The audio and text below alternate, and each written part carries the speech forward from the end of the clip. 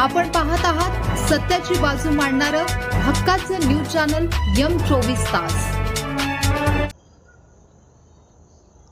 हदगावच्या शेतीत स्मार्ट क्रांती, मजुरांच्या टंचाईवर शेतकऱ्यांचे ट्रॅक्टर अस्त्र, कोळी परिसरात आधुनिक हळद पेरणीचा बोलबाला।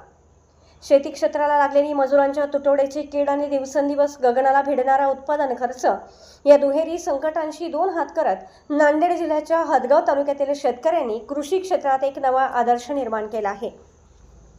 पारंपरिक कष्टाच्या आणि वेळखाऊ शेतीला फाटा देत तालुक्यातील कोळी परिसरातील हळद उत्पादक शेतकऱ्यांनी आता थेट आधुनिक ट्रॅक्टर चालित हळद पेरणी यंत्राचा हुकमी एक्का बाहेर काढला आहे।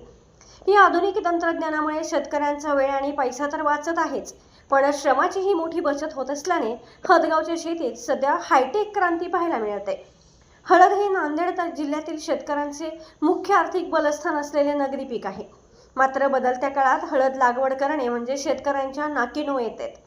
पारंपरिक पद्धतीत 2 ओळींमधील आणि 2 बेण्यांमधील अंतर राखताना तसेच बेणे योग्य खोलीवर मातीत गाडताना मजुरांकडून अनेक चुका व्हायच्या। ट्रॅक्टर चालित यंत्रामुळे हे सर्व कष्टाची कामे आता मिलीमीटरच्या अचूकतेने आणि अत्यंत वेगाने होऊ लागली आहेत।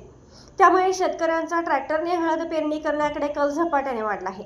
ऐन पेरणीच्या दिवसात मजुरांचे मनधरणे करावे लागायचे, त्यात पावसाचा भरोसा नसल्याने जीव टांगणील असायचा।